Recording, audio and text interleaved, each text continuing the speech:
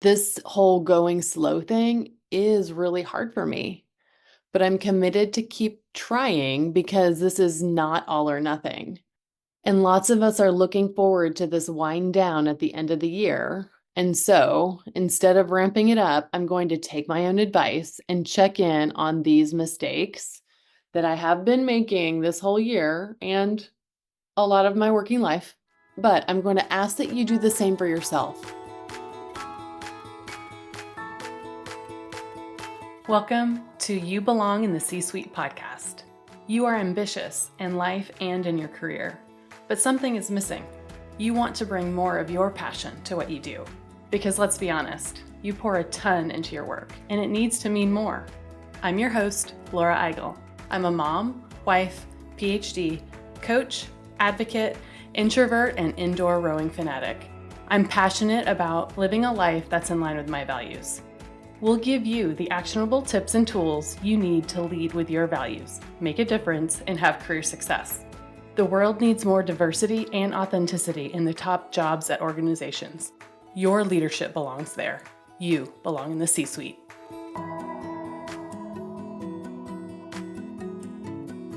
What gets you up in the morning? What drives your decisions?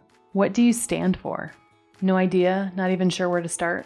I use my values to guide my life and career. It's the basis of how I've built boundaries for myself and stuck to them. Are you ready to dig into what matters to you? Go to thecatchgroup.com to download your free values worksheet. That's thecatchgroup.com to download your free values worksheet to get to your core values and take action on what matters most.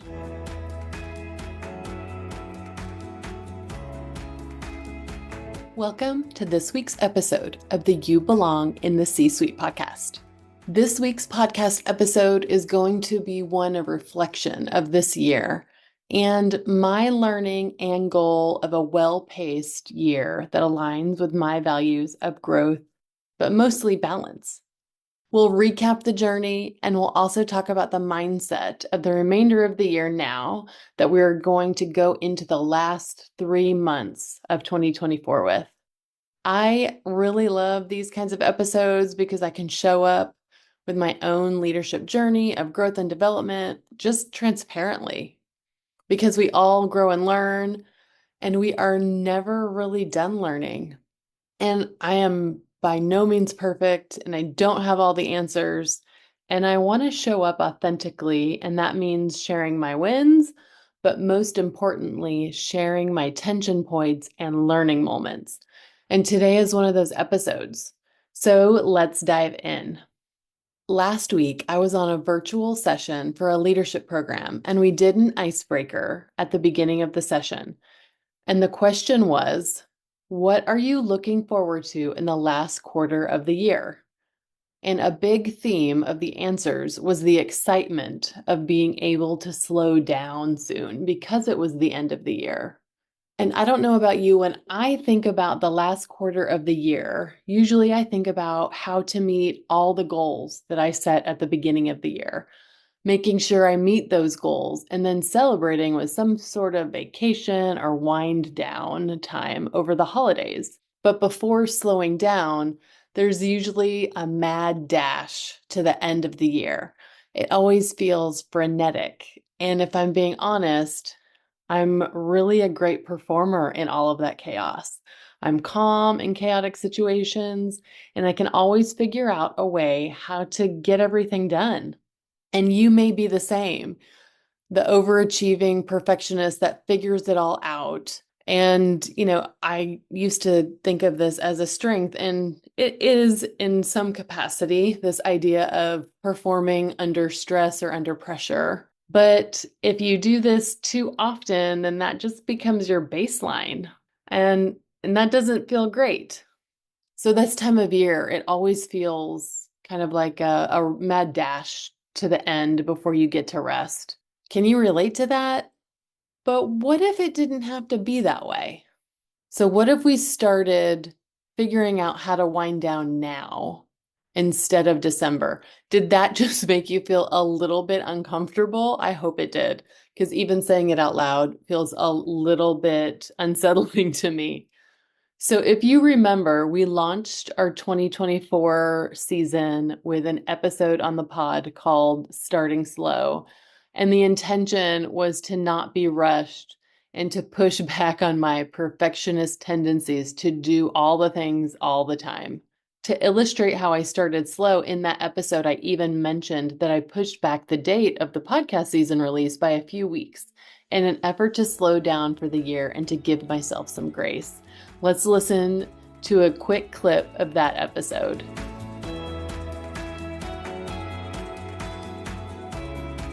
All right, so in this episode of the podcast, I wanted to talk about a concept that is a little new to me, and it's a little uncomfortable, but also feels very liberating. So here's the concept: starting slow in 2024. So it's already past the middle of January. When this episode launches, it will be the last day of January. And guess what? I have not set my yearly goals yet. I did do a 2024 strategy session in December with a colleague just to think through what I wanted to do in 2024, but I haven't written out any specific goals yet. Last time this year, I remember thinking, whoa, January feels like it's lasting forever. And right now, this year, I feel the opposite. It's going by very, very fast. We had a plan to launch the podcast in the middle of January, and it is not the middle of January. It is at the time that I'm recording, but when it launches, it will be the 31st. And I'll tell you, I felt pressure to launch in the middle of January. Where did that pressure come from, you ask? Well, myself, mostly. I walked through a few launch plans with the team, and we asked a really important question. What launch plan feels in line with our values? And guess what? The later launch date did. So I'm really happy about that. So even though I felt pressure to launch earlier this year, it was pressure that I was putting in myself. And guess what? On the other side of that decision, I felt more relief, giving my team more time and myself more time. So I thought I definitely need to talk about this on the podcast. So this is what we're doing today. We're talking about starting slow in 2024. So some people have a word that they set for their year. I've never really been able to pick like one word, but I really do like this concept of starting slow as like a mantra. So I'm hoping that that will be my mantra for 2024, which I can hopefully bring into the whole year. I don't want to feel rushed. I don't want to bring in any fake urgency where it doesn't need to be. I want to be grounded and present. So that's why we are starting slow.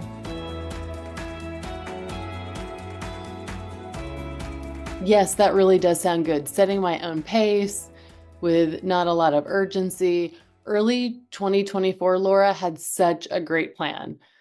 Didn't I sound so full of promise and hope for a slow year? Then we can fast forward to June in the episode called Redefining Success for High Achievers, where I gave an update on the whole starting slow thing and how it went. How do you think it went? Let's listen to a clip to refresh your memory.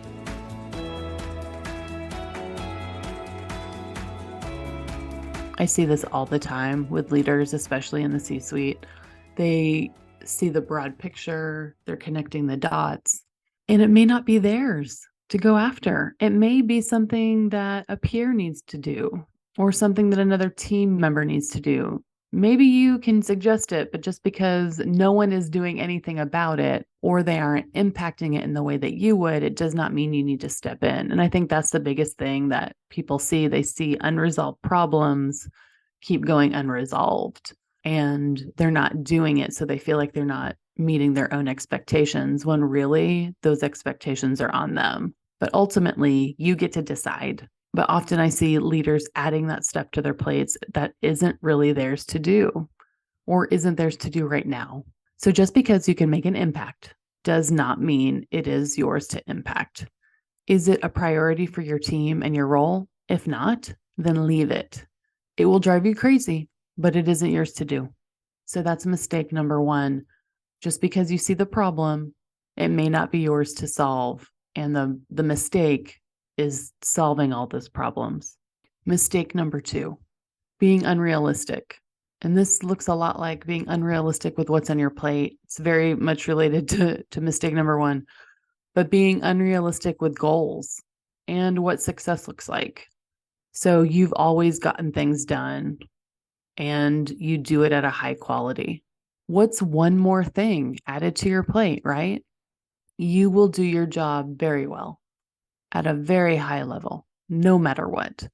It is who you are and what you do. But you do too much at that high level all the time. Your baseline is higher than everyone else's.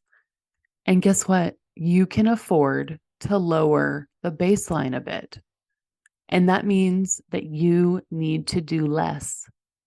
Don't keep piling things on your plate just because you can do it. I know you can, but I want you to specifically look at what is on your list. Does it need to be there? How can you protect your time? And most importantly, your energy on the things that are most important. Just because you can do one more thing does not mean that you should. This year, on purpose, I prioritized my core value of advocacy, and I am starting to volunteer for an organization and a little bit more within the kids' school. And on purpose, I had not done this in the past because I did not have time for it. But this year, I was intentional about creating space for this time, and I wanted to spend on it. So I committed to a couple of things that I hadn't in the past. And it feels really good to be able to do that. But what I did not do was say no to a couple of other things that happened after I had committed my time to volunteering, because this muscle memory of I can probably do that. And oh, sure, I can take on this one more thing. I didn't protect my time and space from other stuff because I knew, hey, sure, can I do it? Sure, I can. But do I want to? I do not want to. So as I plan the rest of the year, I know I need to be intentional about what I say yes to and no to, because I can't build in more time to my day, and neither can you. So don't be unrealistic about what is on your plate. That is mistake number two. And so when I think about the idea of that starting slow, I laugh because starting slow meant starting 2 weeks later than usual. And y'all, that is not slow. That's just a little bit delayed. And so even when I was trying to go slow, I don't think I was, and that feels unrealistic. So I'm just pointing that out as another example of what is realistic. And it is okay to go even probably need to double down on what feels realistic, because at the time it really felt slow, but now looking back, it really was not. And so let's go to mistake number three, this idea of a goal is all or nothing. So I could easily look at that mantra of slow in 2024 and think, well, I messed that up. And so that's not going to happen. So I guess we're not doing that anymore. But guess what?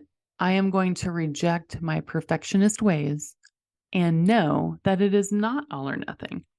If slow is what I want to do, I know that I can make incremental steps to get there. It will mean doing that intentionally. It will also mean redefining what success means. And for me, it means a lot of reflection and not getting caught up in my core value of achievement as you think about your tensions and conflicts and your values. Often there is one core value in conflict with another core value. And so my core value of achievement often conflicts with my core value of balance.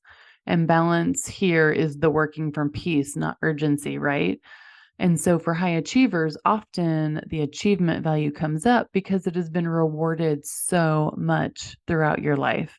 And when you're trying to focus on a different value, it's really hard to do it because we're going against decades of valuing something, getting that dopamine hit for when we achieve. And I know this about myself, and it is the biggest trap I fall in all the time. I fall into achievement mode. So instead, I know that I need to redefine success here. Success does not have to be all or nothing. Success does not have to be all or nothing. Success for me at this point needs to be small. And I know that I need to celebrate it. And most importantly, I need to give myself some grace and know that it doesn't have to be all or nothing.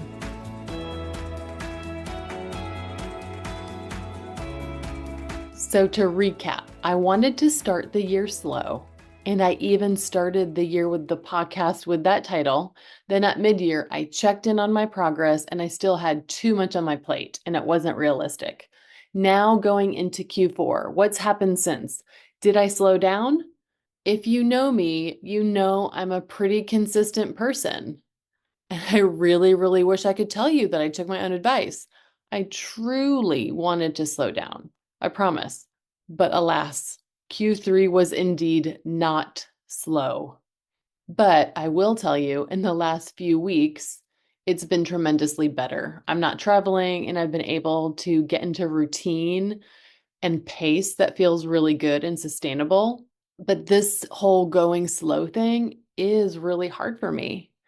But I'm committed to keep trying because this is not all or nothing.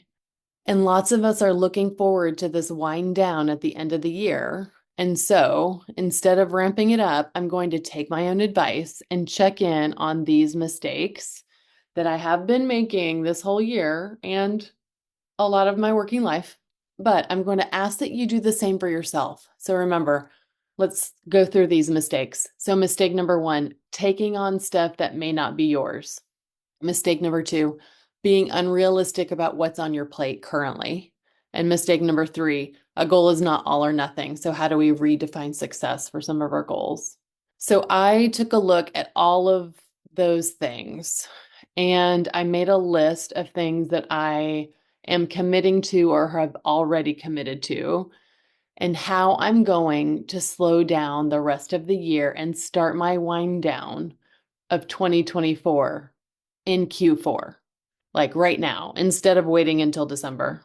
So here is my list. So currently, I am booked for the rest of the year. Unless a project has already been in the works, I am not going to work on it. I'm now only booking new things in 2025. And that feels really cool to be able to say. That is a boundary. That's going to be a very hard boundary for me. And it doesn't mean that I won't be able to do cool work. I just am not going to do it right now. And we get to project it for Q1 or Q2 of 2025. The next thing I'm going to do, I am limiting work travel. So again, unless it has already been planned, I am not doing any more work travel for the remainder of the year. I'm also blocking my calendar even more than I usually do for more focused project time and less time in meetings. Even though I'm not traveling, I have found that the days that I am back to back and I don't give myself enough breaks, I'm just not as good. And so I am really committed to this one. I've already started blocking even more bigger time blocks for focused project time in my calendar for the rest of 2024.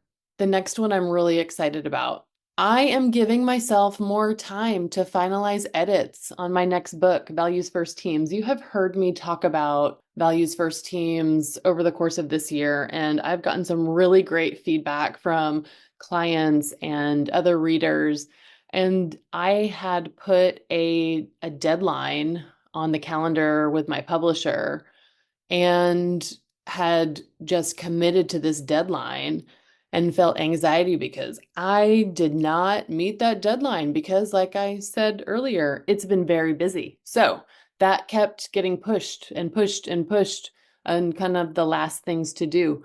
So instead of feeling bad about not meeting it, I'm just deciding to give myself more time because guess what? It's my deadline anyway.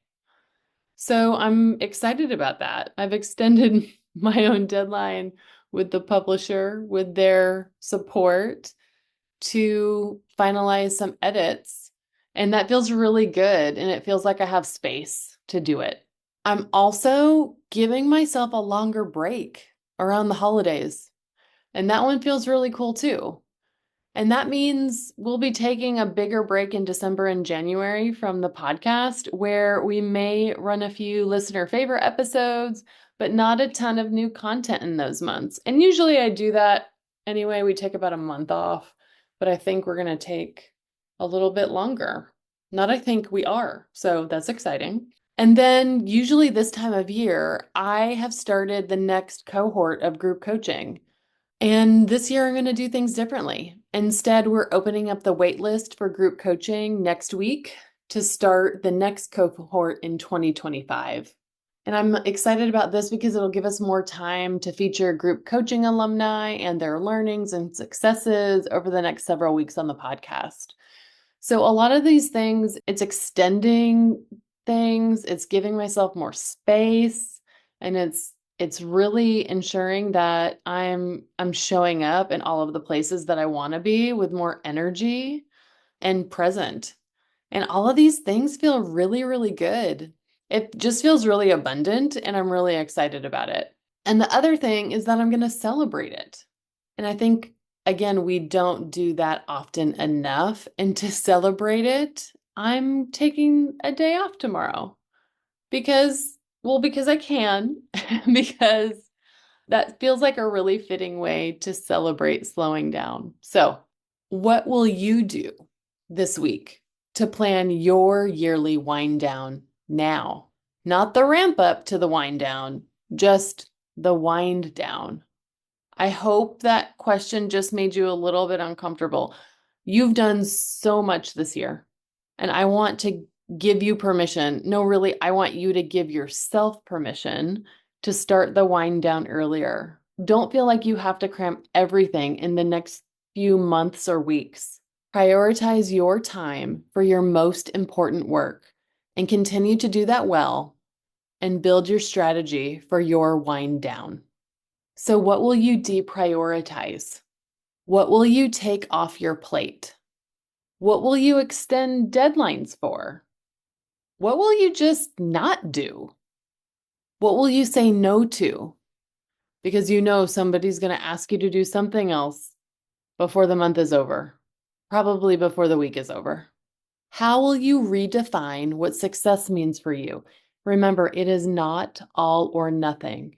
It is progress, and it can be incremental. How will you set the pace for the rest of the year that you really want? Energized, challenging, but not frenetic and all-consuming.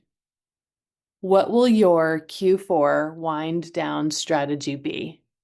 I hope you're really able to think about this thoughtfully for you, your team, and your family.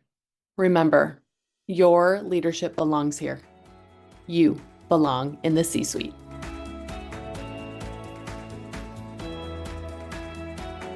I want to thank you so much for listening to the You Belong in the C-Suite podcast. If you are enjoying this content, please remember to rate and review on Apple Podcasts. By leaving a review, you are helping others find this content. We will be featuring 5-star reviews on air in upcoming episodes. Editing and support for the podcast is done by S&E Podcast Management. To get more tips and tools to help you live a life guided by your values, go to thecatchgroup.com. Keep your boundaries and take care.